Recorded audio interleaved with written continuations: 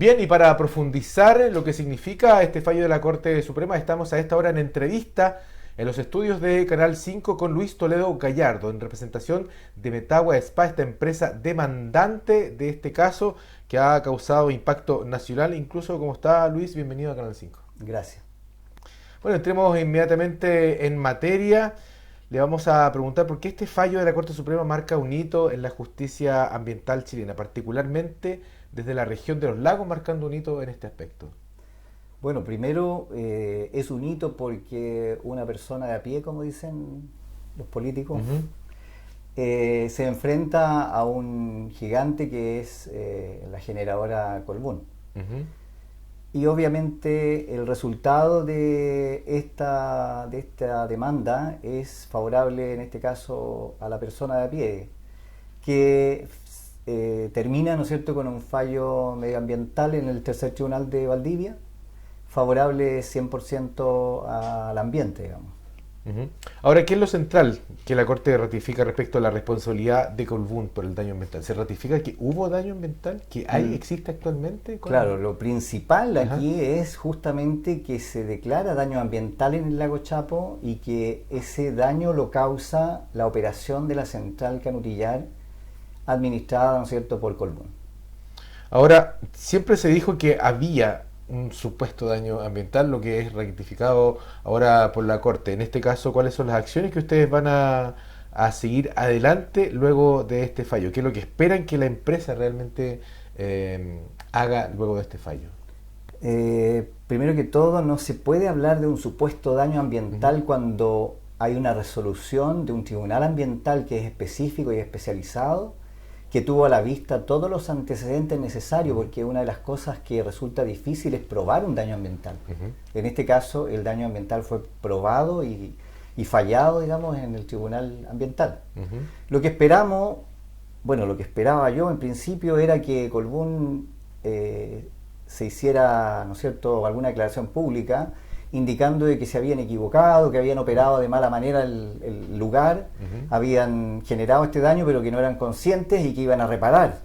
Pero no, sin embargo, ellos fueron de casación a la Corte Suprema y eso significa que todavía estamos en una batalla legal, digamos, esperando resultados. Nosotros seguimos esperando de que la empresa asuma su responsabilidad, se comunique, ¿no es cierto?, abiertamente con las personas, ya sean lugareños o como el lago es el único lago de la comuna de Puerto Montt, se comunique con esta sociedad, ¿no es cierto?, que se ve afectada. Eso es lo que espero, que eso ocurra, digamos. ¿De cuántos años estamos hablando, don Luis, para contextualizar en el tiempo, cuántos años llevan ya con este caso? El caso partió, yo hice la demanda, o la demanda se ingresó en enero, el 22 de enero aproximadamente del año 2022. Llevamos 3 años y algo más. 4, prácticamente ya estamos en el 2026. Claro. Ahora, uno de los puntos más inéditos es la obligación de someter este proyecto de forma retroactiva, lo que también es inédito, ¿cierto?, al sistema de evaluación de impacto ambiental. ¿Qué implica eso, Luis? Sí, dentro del fallo, quizás una de las cosas más relevantes, aparte de determinar que hay daño ambiental, es justamente someter este proyecto al CIA, al sistema de evaluación, y que implica, ¿no es cierto?, de que no creo que sea una declaración ambiental lo que necesite esto, sino un estudio de impacto ambiental, y en donde participan las comunidades ribereñas, la sociedad civil en general, digamos. Y eso trae esperanza, digamos, de que probablemente el estudio como tal indique que el lago no puede hacerse variar la cota tanto, digamos, tanto como 20 metros, que fue lo máximo que llegó a variar Colbún. Ahora, ¿ha cambiado el borde del lago Chapo o el camino del lago Chapo? Hay más gente que está también invirtiendo en temas turísticos, hay mayor cantidad de gente que se ha ido a vivir también buscando un poco la tranquilidad del sur de Chile, en las cercanías del lago Chapo. Eso implica también que estos nuevos residentes, por así decirlo, de la cuenca del lago Chapo también sean incluidos en esta evaluación de impacto ambiental, que se supone que es un proceso donde está incluida toda la comunidad. Absolutamente. El lago Chapo, siempre lo he dicho, así como lo es el cajón del Maipo para Santiago, el lago Chapo lo va a hacer para Puerto Montt en el futuro. Entonces, si nos quedamos esperando que ocurran las cosas por arte de magia, no tenemos muy buen destino. El lago Chapo adolece de ordenamiento territorial en el lugar, entonces hoy día no se puede desarrollar turismo ahí. No es posible si lo quieres hacer legalmente. No tienes APR, o si lo hay, está deficiente, no puedes tener patentes municipales. El ordenamiento es vital para poder proyectarse y desarrollar el lago Chapo y su comunidad. Uh-huh. Ahora, bueno, antiguamente recordemos que este camino hacia el lago Chapo era de ripio, ahora está asfaltado hasta mismo, hasta el muelle, digamos, del lago Chapo. ¿Eso implica una mejora a su criterio o Sí, no? absolutamente. El poder contar con un camino pavimentado hasta el borde del lago, Uh-huh. sin duda es una mejora, pero hay que tener presente de que en el periodo estival los vehículos superan los 300 unidades con su gente, ¿no es cierto?, que quieren un rato de esparcimiento, pero sin embargo no hay lugares donde acampar, no hay lugares, bueno, por eso a lo mejor la gente concurre por allá porque no hay tarifas que pagar, digamos, no hay estacionamiento, no hay nada.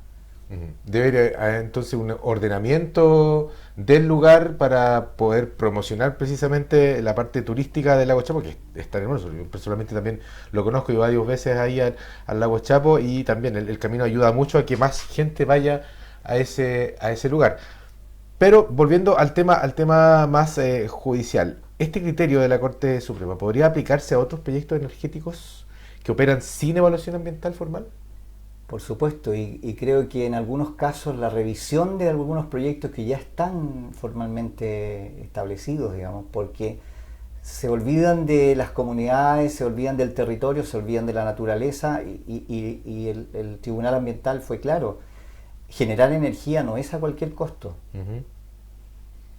Habían otras empresas también camino al lago Chapo. Recordemos que la erupción del volcán Calbuco también cambió, ¿cierto? El territorio en el borde del lago, también en el camino, y habían empresas que ya no están en las cercanías del lago Chapo. ¿Qué opina usted al respecto? Correcto. Por ejemplo, industria salmonera que se hace presente en algunos lugares. Aguas Claras creo que usaba un espacio sin tener concesión, fue removida de ahí por acción ciudadana, digamos. Uh-huh. Todo lo que viene en pos de ser responsable, yo creo, con el desarrollo industrial es bienvenido, digamos. No tiene por qué ser incompatible. Uh-huh. Ahora, en términos de señales para la ciudadanía, ¿qué señal cree usted que entrega este fallo a las empresas que están desarrollando? Por eso le preguntaba por otras empresas que están ahí cerca del lago, que desarrollan proyectos en ecosistemas protegidos. No lo digo yo, lo dice el tribunal, Uh-huh. pero básicamente insisto, digamos, el de estar lucrando de recursos del Estado, digamos, no es a cualquier costo. Por lo tanto, la señal que se identifica o se manifiesta acá, ¿no es cierto?, es de que las empresas deben cumplir con la normativa existente. En lo particular, yo me creí en la institucionalidad que se ha generado a través del tiempo por los diferentes gobiernos, y creí en la justicia, que es la medioambiental, y por eso eché adelante esta demanda. Y la verdad es que no me equivoqué. Entonces, todos creo que tenemos que hacer un aporte y hacer algo, hacer lo que debemos hacer, digamos. Si cumplimos con la legislación, estamos en lo correcto. ¿Y ahora qué le parece lo que señalaron desde la compañía, que dice la compañía no comparte la decisión de la Corte Suprema y por esta razón ha presentado un recurso de reposición para que dicho tribunal se pronuncie sobre los argumentos de fondo? ¿Qué opinión le merece? La opinión de la empresa, de verdad, en mi caso personal, digamos, que yo fui a una exposición que hizo en la Junta de Vecinos en el lago Chapo y me sorprendí porque la primera frase era que se les había acusado de un supuesto daño ambiental. Cuando uno, o yo en lo particular, he recorrido el lago y el desastre es gravísimo, digamos, probablemente irreversible. Entonces, ya no me tiene sin cuidado la opinión de la empresa, absolutamente sin cuidado, porque no ha sido ni consciente ni ha ayudado, digamos, en términos territoriales a abordar este tema de una manera positiva. ¿Usted cree en la responsabilidad social de las empresas, en este caso Colbún particularmente? Absolutamente, y de hecho me extraña porque yo conozco instalaciones de Colbún en otras regiones, como en la octava región. La central Angostura es un lugar muy próspero y en donde se incorporó a la comunidad con playas que tuvieron que hacer y todo lo demás, y uno llega al lago Chapo y es como volver a la prehistoria, digamos. Aquí no ha habido responsabilidad social. ¿Por qué cree usted que pasa eso precisamente aquí, en el lago Chapo o en Puerto Montt?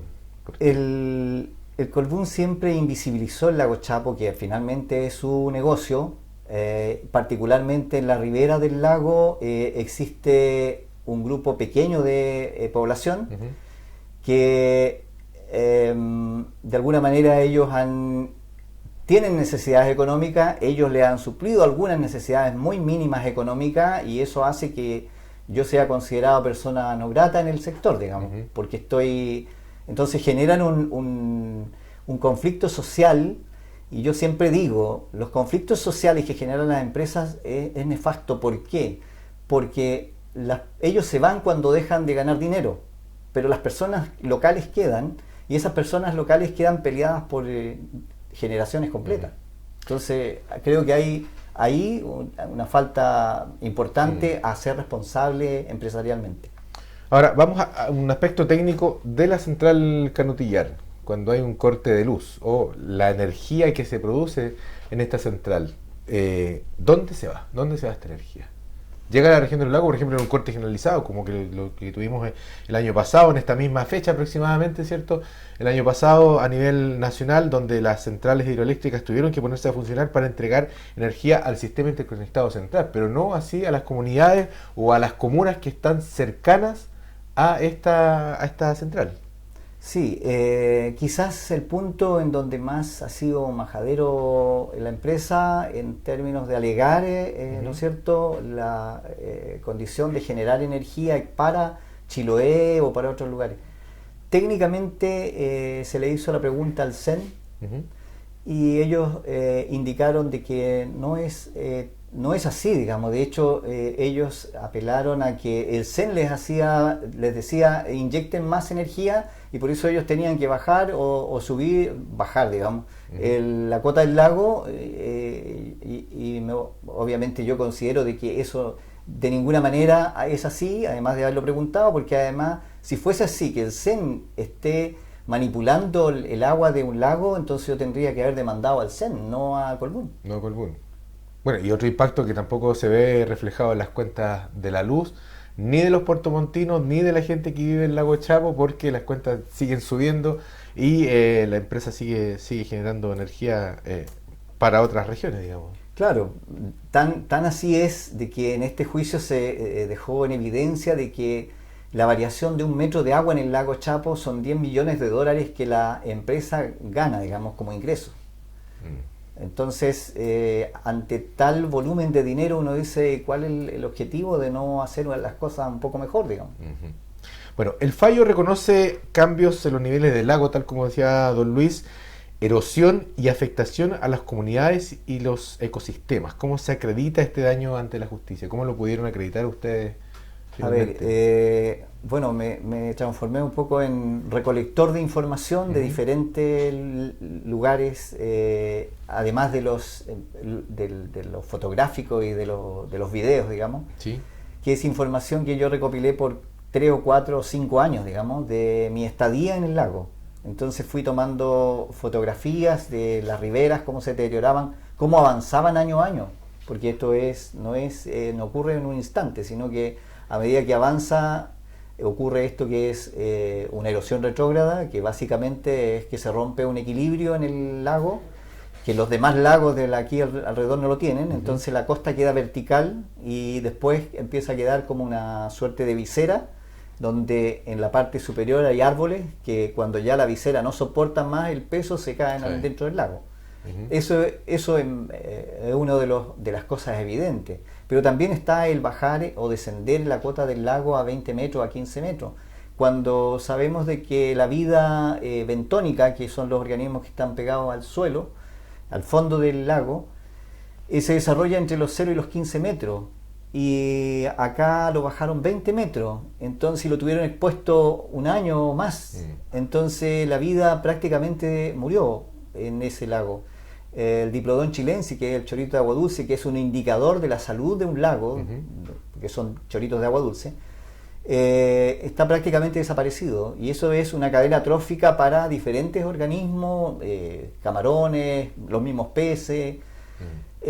Considerar también de que el túnel de vaciado del lago, que es una bocatoma profunda, está sin ninguna contención. ¿Qué significa eso? Que los peces que hay, ¿no es cierto?, que generalmente son salmones de las propias empresas que estuvieron ahí, y que había mucho, y había mucha pesca, había mucho negocio respecto de ese, se van por ese túnel y terminan en las turbinas molidos, digamos. Entonces, ecológicamente es un desastre. Sin olvidar también de que el río Chamisa, que nace, es el desagüe del lago Chapo, está cercenado por una barrera de 7 metros de alto que impide ni siquiera un caudal ecológico, o sea, impide el paso del agua absolutamente. ¿Para qué? Para contener el agua que se puede retener dentro del lago para generar energía. ¿Serviría de algo, por ejemplo, que fuera declarada una reserva nacional? Porque el lago Chapo no está dentro, o sea, físicamente dentro de un parque propiamente tal, protegido como todos los parques nacionales en Chile, o la reserva Yanquihue, que está bastante cerca, ¿cierto? La cascada de Río Blanco, la reserva Yanquihue está bastante camino hacia Lago Chapo, entonces quizás poder incluir o ver por esa vía también de protección a la biodiversidad también del lago. El lago Chapo está rodeado de 2 parques nacionales o 2 reservas, digamos. Por el lado norte está la Reserva Nacional Yanquihue y por el lado sur el Parque Alerce Andino. ¿Ya? Pero sin embargo el lago como tal no es parte de ninguna de las 2. Entonces es un territorio libre, digamos. Sí, y justamente estamos viendo ahí en las imágenes lo que comentabas tú de cómo se produce este alero, por así decirlo, ¿cierto? Y que luego cae y se pierde parte de la vegetación. Correcto. ¿Y qué tendría que hacerse judicialmente para que el lago fuese protegido por el Estado en este caso? Es un paso siguiente. Es una buena pregunta, y es lo que en teoría viene después de esto. Primero, aclarar de que probablemente el lago Chapo, el daño que tiene es irreversible, ¿ya? Lo que podemos hacer es dejar que siga ocurriendo el daño, porque es tan grave que un río que medía 15 metros de ancho antes de la central Canutillar hoy día mide 150 metros de ancho. Toda esa erosión se fue adentro del lago, y cómo repara 150 metros para volverlo a 15, flanqueado por árboles. Son cientos y miles de años que se demoró la naturaleza en generar esa diversidad allí. Bueno, la empresa deberá presentar un plan de reparación ambiental. ¿Qué elementos cree usted que claves que debería tener este plan de reparación, entre comillas, siendo que hay un daño ya irreversible? Claro, principalmente contener las riberas del lago, que son las riberas, digamos, que no son roca, porque hay mucha roca, pero las riberas que están deterioradas, digamos, deberían contenerlas hoy día como está. Y obviamente aplicar bioingeniería forestal con especies nativas, lo dice el fallo también.